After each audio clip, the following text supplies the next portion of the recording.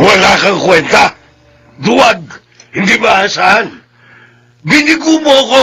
Ako walang kwenta. Itay tinupad kong pangarap niya noon. Kahit na nga hindi ko yung gusto. Pero ngayong may anak na ako at muntik pa ako mamatay, sana naman unawain niyo ko. Hayaan niyo namang gawin kung talagang gusto ko.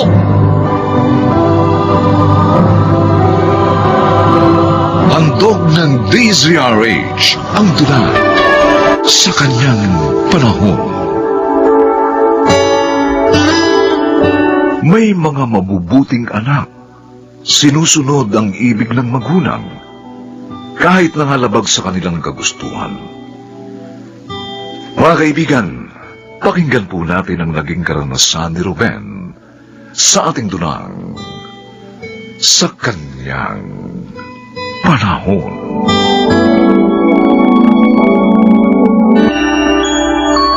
Paging Dr. Rosario, please proceed. Ruben, salamat sa Diyos. Ligtas ka na, pare. Please proceed to the emergency. Muntik na akong mamatay, Anton. Ano nangyari sa tatlong kasama kong napalaban? Patay na sila. Ikaw lang ang nakaligtas sa inyong apat. Oh, Diyos ko. Sabi ni Commander, ilang araw ka magpapahinga dito sa ospital. Gusto mo ba tawagan ko asawa mo? O kaya yung mga magulang mo? Huwag na. Ayokong mamroblema pa sila. Lalo na si Margie. Malapit na siyang mga anak. No, sige. Magpagaling ka na lang dito. Anton, kapag malakas-lakas na ako, uuwi na ako sa amin. Mag-resign na ako sa pagkasundalo. Ano? Sigurado ka bang yan ang gusto mong gawin? Oo. Ang totoo, hindi ko pangarap ito eh. Sinunod ko lang si Itay. Ngayong natupad ko ng gusto niya, tutuparin ko naman ang aking pangarap.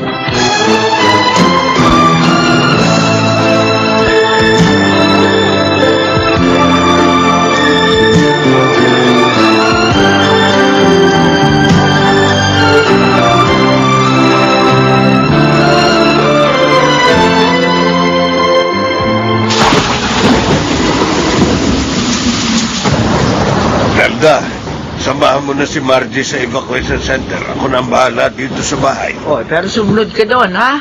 Huwag kang paiwan dito at mahirap na. Ako ano mangyari sa'yo? Oo, susunod ako. Alam ko namang mas malakas ang bagyong to eh. Si Margie ang alalayan mo. Dapat mo siyang maialis na dito habang hindi pa baha. Alalahanin mo, kabuhanan na niya. Alam ko. Ayoko rin naman dito siya abutin ng panganganak eh. Wala pa naman dito ang anak nating si Ruben. Alam mo, minsan naiisip ko, dapat hindi na lamang nagsundalo ang nag-iisa nating anak. Huwag mong sabihin yan. Natutuwa nga ako tinupad ng ating anak. Ang pangarap ko noong araw.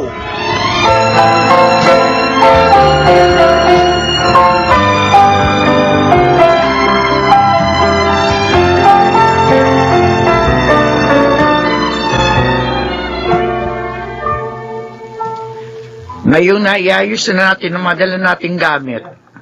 Maganda na tayo ng hapunan, anak. Para pagdating ng tatay Hector mo, makakain siya. Nanay Nelda, Bakit, anak? sumasakit po yung tiyan ko. Ha? Kailan pa yan? Kanina pong pupunta tayo dito sa evacuation center. Aray, parang lalong sumasakit. Oh, Diyos ko. Eh, baka manganganak ka na, Margie. Paano kaya ito? Bagyo pa naman. Narito tayo sa evacuation center. Yan na naman. Ang sakit. Aray ko, parang inawasak ang balakang ko. Teka. Sandali. Hihingi ako ng tulong sa mga kasama natin dito.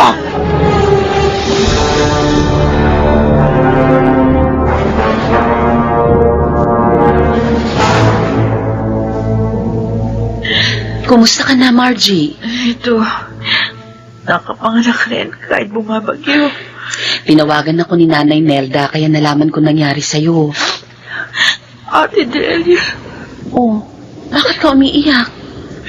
naawa ako sa sarili ko. Nanganak ako ng bumabagyo. At wala ang asawa ko. Ano ka ba? Magpasalamat ka pa rin sa Diyos.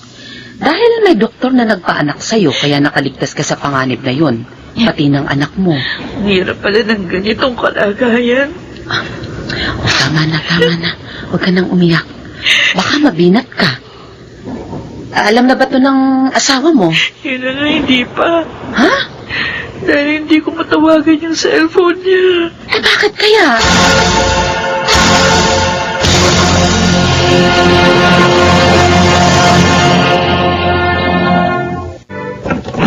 Margie, Ruben, nanganak ka na? ano bang nangyari sa'yo? Ha? Bakit hindi namin matawagan yung cellphone mo? Napalaman kami ng tatlong kasama habang pauwi na kami sa kampo. Ha? Patay silang tatlo. Ako lang nakaligtas. O Diyos ko. Nasira ang cellphone ko At na-ospital ako. Kaya ngayon lang ako nakauwi. Ni wala man lang mensahe na nakarating sa amin. Sinadya ko yun. Ayoko na kasi kayong bigyan ng problema. Lalo ka na. Margie, lalaki ba o babaeng anak natin? Gusto ko siyang makita. Lalaki. Lalaki. At tulad ng usapan natin, pinangalanan ko siyang Ruben Jr.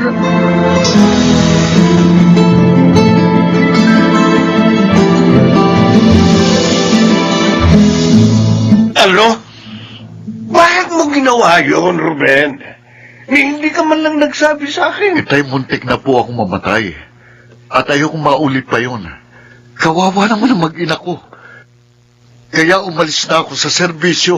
Wala kang kwenta. Duwag, hindi maasahan. Binigo mo ko. Ako walang kwenta. Itay, tinupad kong pangarap niyo noon. Kahit nga hindi ko yung gusto. Pero ngayong may anak na ako at muntik pa akong mamatay. Sana naman, unawain niyo ko. Hayaan niyo naman gawin kung talagang gusto ko. Matigas ang ulo mo. Umalis ka na rito. Itay, Magsarili na kayo!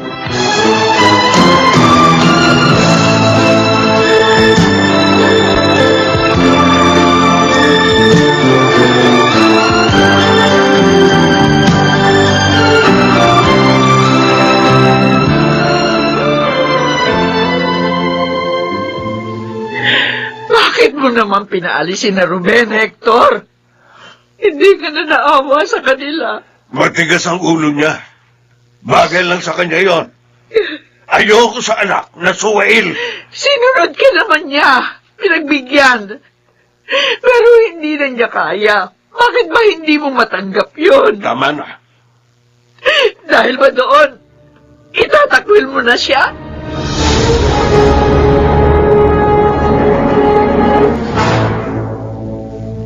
Ayos ba sa inyong kwartong to? Oo, Ate Delia. Malaki naman. Salamat, ha? salamat sa tulong, ate. Okay lang yon. Bunsong kapatid ko si Margie, kaya tama lang natulungan ko siya. Isa pa, may parte naman siya dito sa lupa ng mga magulang namin. Pero sa ngayon, dito muna kayo, habang hindi pa naipagagawa ang magiging bahay nyo. Oo. Mabuti na rin ang paglipat nyo, dahil dito hindi kayo babahain. Mahirap yung tuwing bagyo, binabaha kayo. May baby pa naman kayo. Salamat talaga, Ate. Oh, Ruben, Ate, anong balak mo ngayong wala ka na sa pagkasundalo? mag-a-apply ako ng trabaho.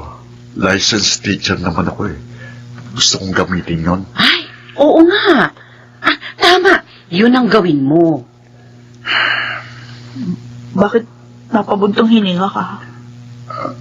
Sana lang dumating ang panahon na mawala ng galit sa akin ni Itay. Para mangyari yon, ipanalangin nyo. Maging ang kinabukasan ninyo dito.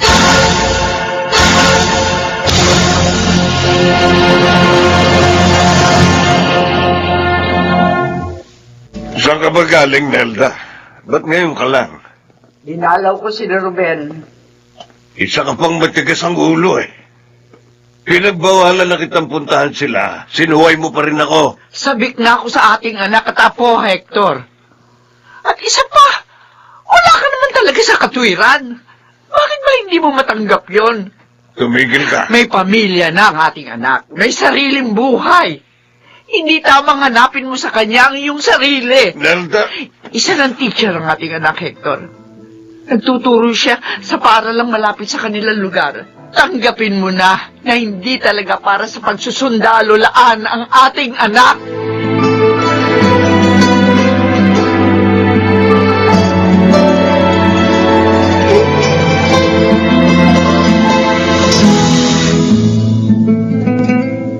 Ruben, handa ng regalo natin kina Inay at Itay.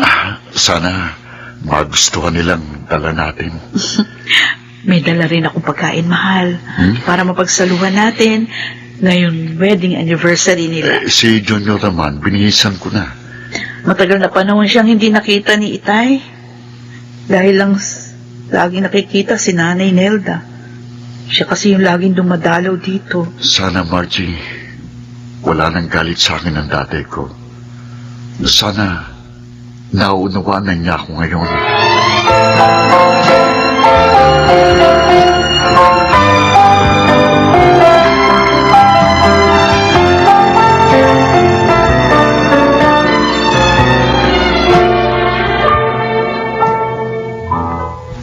Tay, Ruben, happy wedding anniversary po sa inyo ni Inay. May dala po kaming mapagsasaluhan natin. salamat naman at naalala mo ang araw na ito. Lagi ko po kayong naaalala. Kaya lang naiisip ko, baka galit pa rin kayo sa akin. Kaya po isang taon akong hindi nagpunta rito. Nalungkot ako ng sobra dahil sa pag-alis mo sa serbisyo. Naisip ko, naroon ka na nga, iniwan mo pa. Gustong-gusto ko kasi maging sundalo noon. Pero hindi natupad. Dahil ayaw ng mga magulang ko. Pero naisip ko rin, siguro nga, hindi ka itinakda doon. Mabuti nga, binigyan ka pa ng pangalawang buhay ng Diyos para makapiling mo ang iyong pamilya. Kung ganon, hindi na po kayo galit sa akin. Oo, anak. Hindi na. Hindi na masama ang loob ko. Tanggap ko na ang katotohanang magkaiba tayong dalawa. Patawarin mo rin sana ako, anak. Naunawaan ko po kayo. At Diyos ko, salamat po. Dininig mo rin po ako. Ngayon, mas magiging masaya na po ako.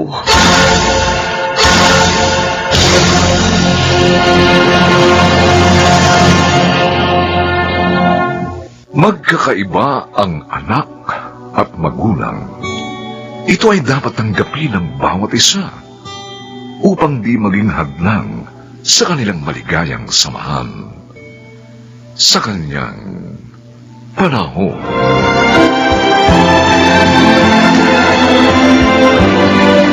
Mga nagsiganap: Phil Cruz, Susan Robles, Lionel Benjamin, Jenaline de la Cruz, Bobby Cruz, at Rosana Villegas.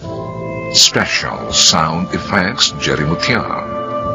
Technical Supervision, Bong Muyar at Eric Luceno.